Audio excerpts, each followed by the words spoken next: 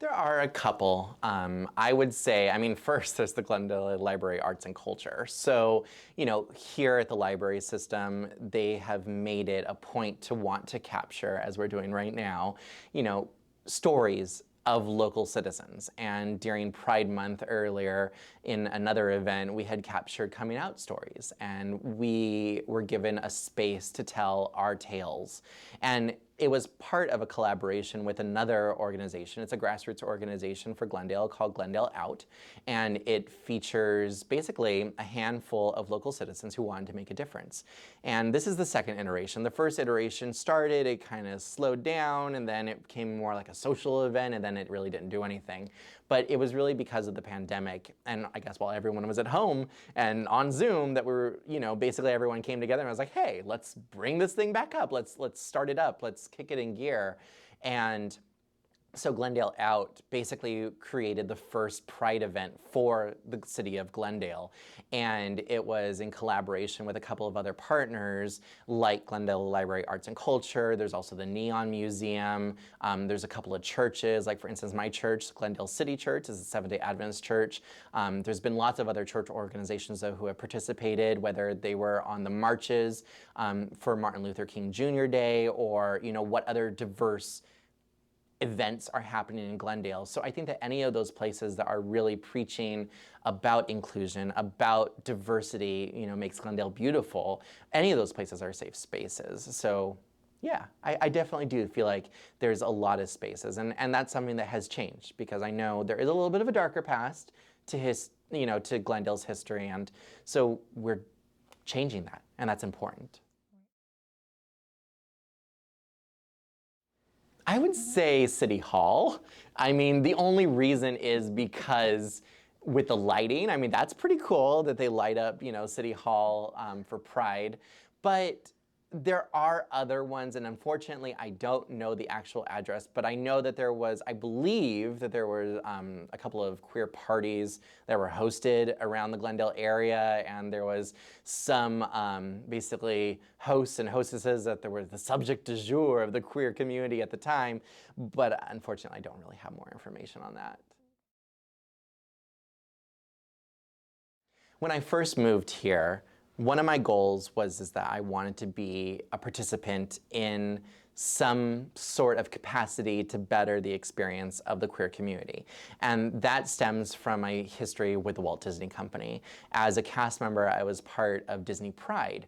And Disney Pride represented the Walt Disney Company at events like the Long Beach Pride Parade, Los Angeles Pride Parade, San Francisco, San Diego.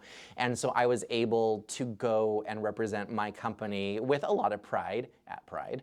So we would walk down, throughout the parade route. We would also hand out stickers and just make a positive impact on the communities where those Pride events were happening.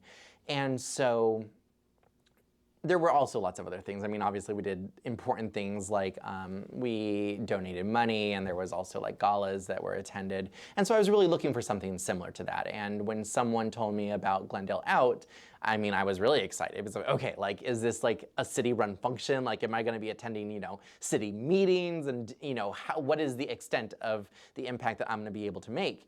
And when I found out that it was more a grassroots project, it wasn't so much that I was like, oh, okay. It was like, no, okay, let's see what it is that can happen from this. And the thing with anything, I think, that is citizen run is that it's going to be a little bit more passionate, because it's not necessarily just some high-ranking official that's like, okay, this is our agenda and now we've done this.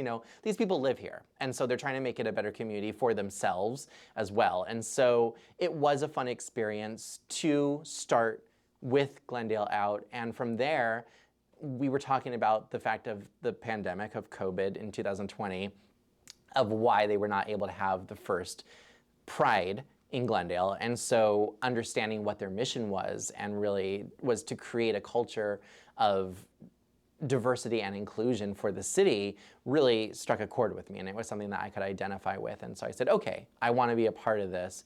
And when I was given a little bit of of a large order in trying to organize some Pride events when we didn't have an official festival, but it was events that happened throughout the city. I was able to partner with the Galleria, which is the mall here in Glendale. They had even our Glendale banner outside, like on the LCD screen above the streets, and inside of the mall there was rainbow lighting. We had a couple of pop-ups with tents where we were given collateral from different organizations, whether it be churches or the libraries or even like Planned Parenthood, lots of different organizations that we were able to work with to get literature to be able to hand out. And so again, that's the chance that I was given to meet these young kids who, you know, are so young, and yet they were able to identify what flags they identified with, and that they understood the culture. And to see so many people walk by and give their donations and to say, you know, thank you so much for being here, it really was amazing. Now, we did have a couple of negative things, and this is something that we can talk about too, the stigmas around some of the histories of Glendale. But, you know, the main thing is that I'm also involved with my church, and so I like doing things for the communities, and I like being involved with people. And so when I sought out any opportunities, you know, that there was, that's just when Glendale Out just kind of fell in my lap, and it just was perfect because everyone was home. So it was like, well, we got nothing else to do, so let me organize this. Glendale's current relationship is definitely bettering itself. I said that there is a history, and that's something that, you know, we could talk about. It's not just the queer history, it's lots of things. I mean, whether it is people of color, or, you know, whether you were certain financial status or not. Like, you know, there were limitations in what houses could be sold to who, and it was all based on skin color. And so when it comes to the queer history, I mean, I love hearing people talk about their own personal histories, and while I've gained some knowledge from it, I mean, I personally didn't experience that. I might be a little old, but I'm not that old. So, you know, I wasn't really around when a lot of that was going down during the civil rights movements and, you know, the gay civil rights movements in the 80s.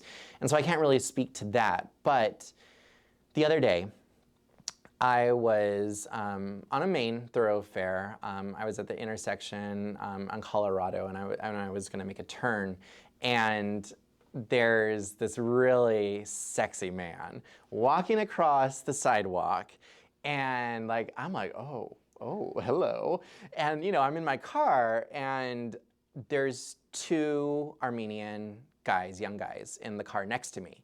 And at first, I thought I saw them looking at him as well. I was like, oh, okay, like, hey, they're cool too. But then I think that they saw me looking at him, and they kind of started gesturing, and they started like making, like they were like telling me something. And my first reaction is like, okay, block them out, don't look at them, don't, you know, incite them, don't engage. And so I just kind of like didn't even look at them, and I kind of like pulled my hair back in a ponytail, like pretend like to fix my hair, and just like not looking at them. And they kept trying, and he even rolled down his window. Do we even do this anymore? Because it's like more like a button, like just do it like that. Anyway, so he's getting the window down, and he's trying to like make contact with me, and I still am ignoring him. And do you know what it was? They were in the forward lane, and they wanted to turn. And they were trying to get my attention to turn, but I thought they were homophobic. So I think that that speaks a lot to just kind of what we as a queer people have gone through. You know, it's that you never know when someone is gonna gay bash you. You never know when you are going to be the prey of someone. And, you know, as I was talking about with the pop-ups at the Glendale Galleria, we had a couple, again, and I hate to keep calling it out, but it's the fact is that they were Armenian. You know, they were young guys, again, and maybe it's PTSD from that situation, but we had them come down, and they ripped some posters down from our pop-up, and they were calling us faggots, and they're like, oh, God hates you, like you guys are sick, you know, and they're yelling at us. And it makes me sad to still see people doing that, and the fact that they felt like it was okay. Now, obviously, they're getting it from somewhere. We can only blame media for so long before it's not media's fault. It's the family fault. It's, at the home, what kind of things are being said? Is someone cracking gay jokes, all the time, and your children are being raised on that and feeling like, hey, that's okay. Like, we can totally make fun of gay people, So that, I think, for me is kind of the situation where we're in, where I have these safe spaces. Like, I'm sitting here telling you my story and I'm around people who I feel loved and accepted by, but at the same time, I don't know if someone is trying to, harass me at a stoplight.